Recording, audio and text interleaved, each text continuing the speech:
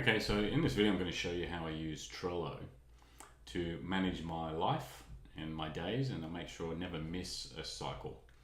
So the first thing you do in Trello is you create a board. So this whole thing you're looking at is called a board, and you can have a limited number of boards. You just click on the plus sign there and create a new board. Once you've done that, you create lists. So these things are called lists, and what you do is you set them up so they're different hats. So for example, there's finance and legal hat, marketing hat, consulting hat. I may have like a family hat as well. Let's say add that. So you can add as many different hats as you want here. Now, one of the things we want to do is we want to add what's called a power up. So these are just extra features you can add to Trello. So you come to the power up section over here, and you click type on calendar.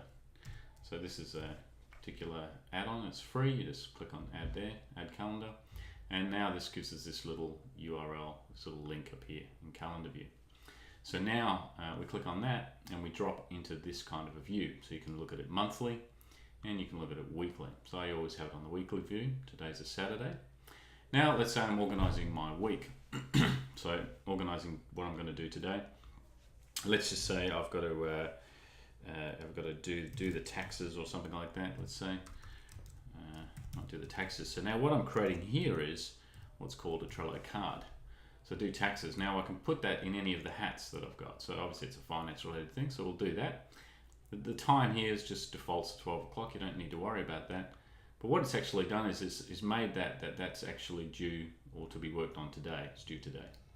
Let's say I've got another thing. I've got to play video games. Let's say I've got to play video games with my son. Okay, so I'm not going to that's my family hat, right? Now I'm not going to actually do that today. I'm going to add that. I'm actually going to do that tomorrow, let's say. So I'm going to change over to monthly view here, and I'm just going to drag over play video games. I'm going to do that tomorrow with my son. Oops, I'm just going to do that again. Drag over there, dropped it in there. Now let's say Monday, okay, it's coming Monday. I've got a big project I've got with one of my clients, a consulting hat.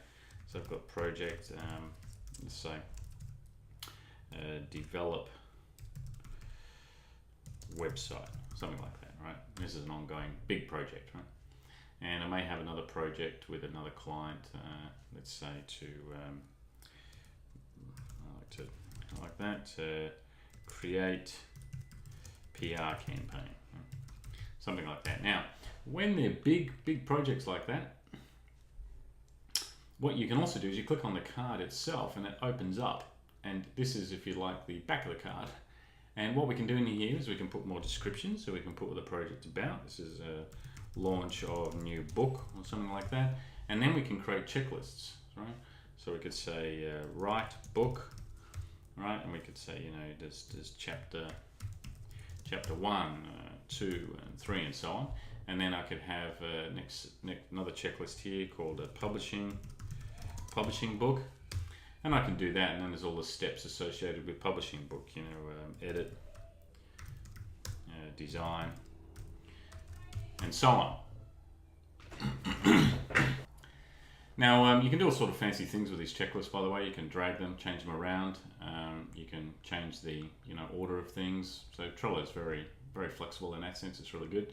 Of course, when you tick them off, you can go tick like that, and it'll just blank it out. You can hide the items that are ticked off. So it's very good.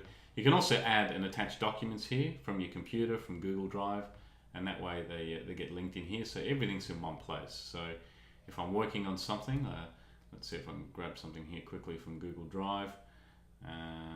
Let's just find something, MPL, one of my policies here. Survey questions, let's just attach that one. So I can go like that, and now I can easily jump over and immediately opens up in Google Drive the survey questions, right? So I've just attached something to that. And you can have multiple attachments. So what this is now doing in this card is keeping everything that I'm working on this project. So each day as I work on it, when I come back to the weekly view, let's say we jump in and say this is my new working week. Okay, I've got these 2 projects I'm working on, and I get certain things done. But then of course I'm going to drag it over to tomorrow, and I'm going to keep on working on that project. And I can make I'm not going to work on that tomorrow or Tuesday. I think I'll work on that Thursday. So I plan out my week and I work when I'm going to work on a particular project. Now, if there's something that I miss and I didn't get to do it, for example, let's say I come back in, I go, oh, I forgot to do my taxes. Okay, let's say I'll do that this coming Friday, so I can just move it, and that way I never lose a cycle. It's always keep track of everything I'm doing. If I'm moving a week ahead, let's just say, for example, I'll just do it on the month view over here. Let's say there was this cycle back here I didn't get finished, and that was to do a marketing copy or something like that, and that's still sitting there from last week, right? Or today's the 17th. That's highlighted there, yellow. So I didn't get to do that this week. Okay, so it doesn't get lost. I'm going, okay, I need to get this done. Just close out of that. So I'm going to plan to do that this coming week on the Tuesday. So drop back to week view. There's my coming week. I've got everything laid out. I know what I'm doing. And so I keep track of absolutely everything in this fashion, even let's say bills that are due. Let's say I know I've got to pay a bill. I don't know, pay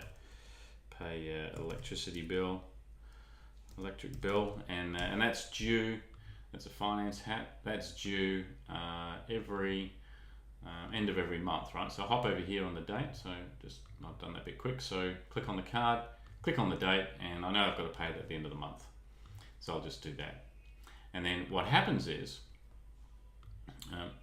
you see here, let's say when it comes to the end of the month, and this is the 30th, I pay it, and then I would simply move that and go, good, I've got to pay it at the end of December, and I would move it to the end of December. So that's like a continuing running cycle. I just repeat it in that fashion. I make sure it gets done every month.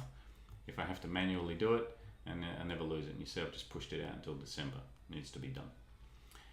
So that's how I use it, and it's incredibly effective. If we come back out of the calendar view by clicking calendar, you can see these things are all in their relative hats.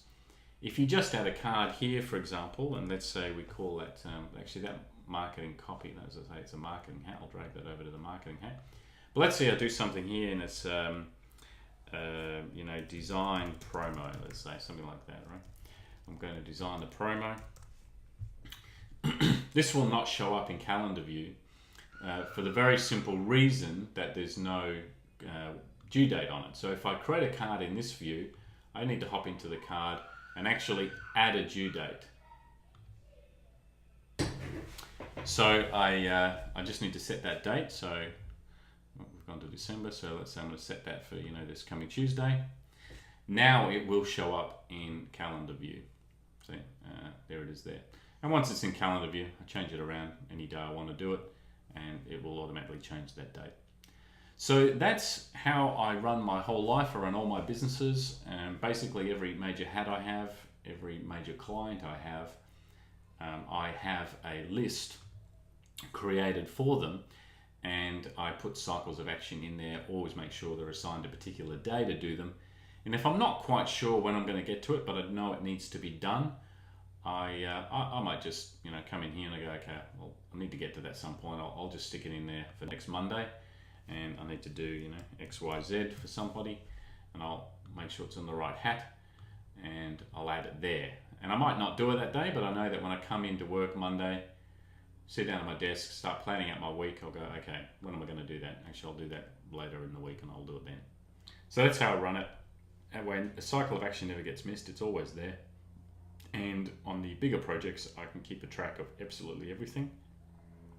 And even if I wanted to write notes and comments here on how things are going, and I link hats, checklists, policies, and all those types of things to make sure nothing gets missed. And that's how I use it. Hope that helps.